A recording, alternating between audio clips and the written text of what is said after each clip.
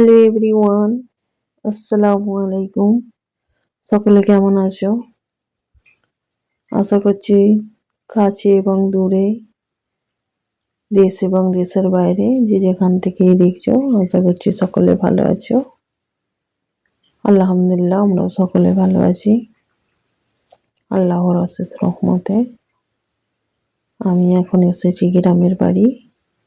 অনেক দিন হলো তোমাদের কাছে ভিডিও শেয়ার করতে পারিনি। হঠাৎ কেন আমরা গ্রামের বাড়ি এলাম সেটাই তোমাদের সাথে শেয়ার করবো এই ভিডিওতে। তোমরা পুরো ভিডিও দেখতে থাকবে, স্কিপ করবে না এবং টেনেও দেখবে না, শেষ স্থানে দেখবে। আর এখানে প্রচণ্ড মাকড়সা জাল বুনেছিল, ঘরে না থাকায় কেউ পরিষ্কারও করা হয়নি আমরা যাওয়ার পর একবারও, নাহলে মাঝে মধ্যে পরিষ্কার করানো হয়। এইবারে আর করানোও হয়নি সেরকম পরিষ্কার, তাই বেশি মাকড়সার জাল বুনে গেছে, ঘরে প্রচণ্ড নোংরা। দু একদিন তো আমরা এসে প্রচুরই ব্যস্ত ছিলাম, তারপরে আমি এখন পরিষ্কার করে নিচ্ছি। এটা কিছুদিন আগের ভিডিও, 2-3 দিন আগের ভিডিও, সেটা একটু তোমাদের মাঝে শেয়ার করলাম। আমার গ্রামের বাড়ির ভিডিও তোমাদের কাছে কেমন লাগছে অবশ্য কমেন্ট করে জানিও। চলো, এখানে মাকড়সা জাল তো পরিষ্কার করা হয়ে গেল, এবার আমি এখানে ঝাড়ু লাগিয়ে নিচ্ছি। তোমরা পুরো ভিডিও দেখতে থাকো।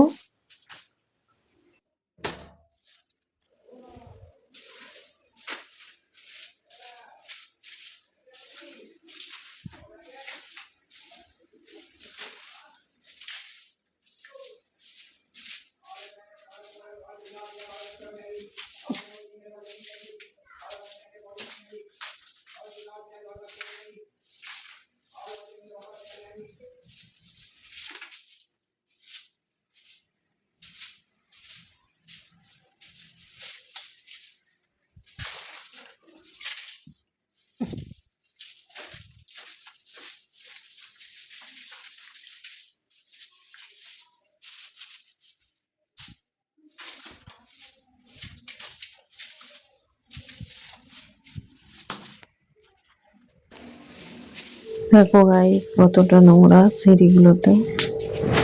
চলো এবার উপরে সিঁড়িটাও একটু ঝাড়ু লাগিয়ে নিই, প্রচন্ড নোংরা হয়েছে যেহেতু।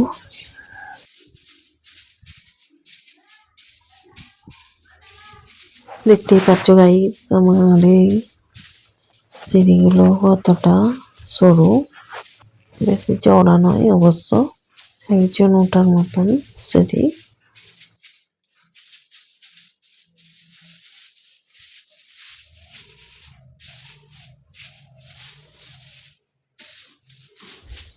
কিছুক্ষণ আগে একটা ভিডিওওয়ালা এলো জামা কাপড় বিক্রি করতে, এখন এসে গেছে ঘন্টা বাজিয়ে বাজিয়ে হাঁড়ি বিক্রি করতে। সিলিপারে দৌড়ের কাছে সবকিছুই আছে।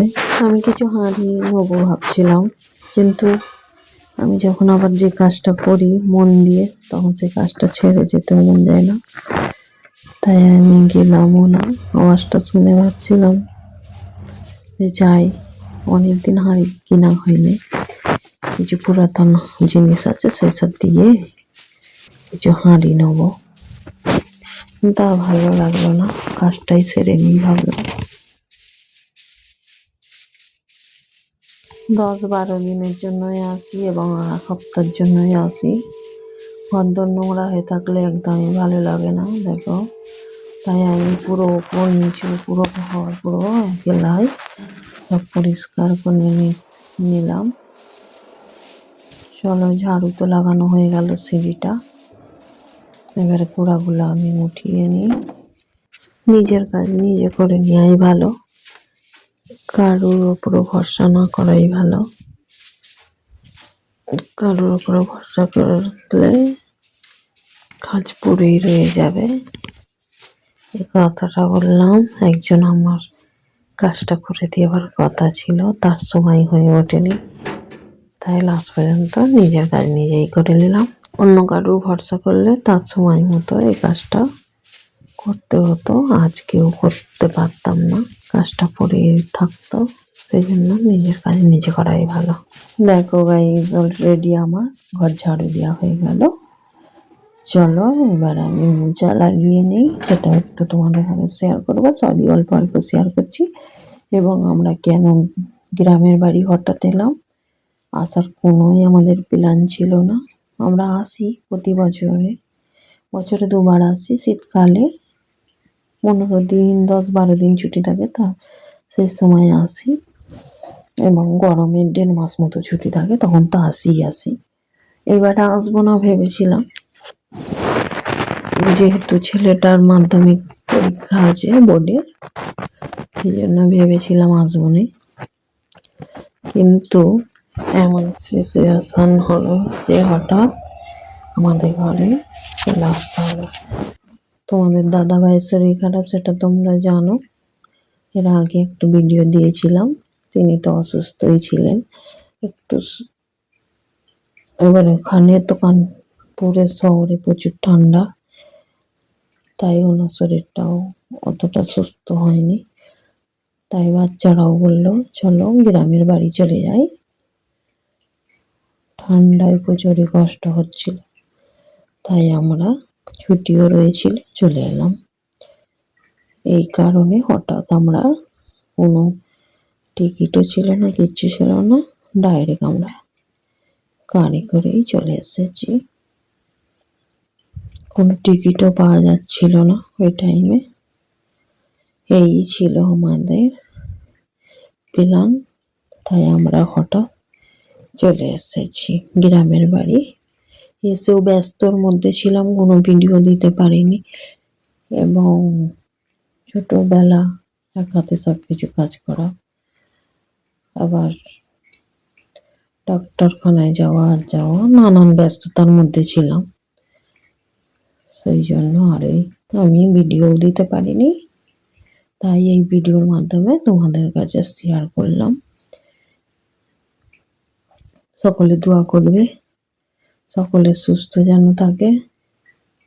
সুস্থটাই হলো মেন, মানুষ সুস্থ থাকলেই তবে। সকলে যারা দেখবে ভিডিওটা, দেখছো অবশ্য সকলে দোয়া করবে সকলের জন্যই, যেন সকলে সুস্থ থাকে, ভালো থাকে। চলো, এই ছিল কারণ আমাদের গ্রামের বাড়িতে আসা, নাহলে এই বছর আমরা আসতামই না। এখানে দেখো আমাদের বিট্টুকেও নিয়ে এসেছি। বিট্টু কিরকম ছাদে ঘুরছে। গোসল করে কাপড় চোপড় ধুয়ে নিয়েছি, সেগুলো মেলেও দিলাম ছাদে। এটা ছাদটা ধোয়াও হয়নি, প্রচুর নোংরা হয়েছে। এখানে আমরা খাওয়া দাওয়া করতে বসেছি। দেখো, চিকেন রান্না করেছিলাম আলু দিয়ে, করলা আলু ভেজেছিলাম। চলো এবারে আমরা খাওয়া দাওয়া করে নিই।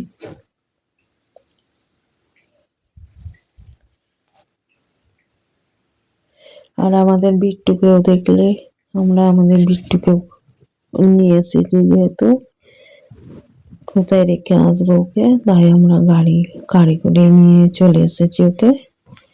দেখতেই পাচ্ছ এখানে বহুত বড় জায়গা পেয়েছে, ঘর উঠোন সব জায়গা পেয়েছে।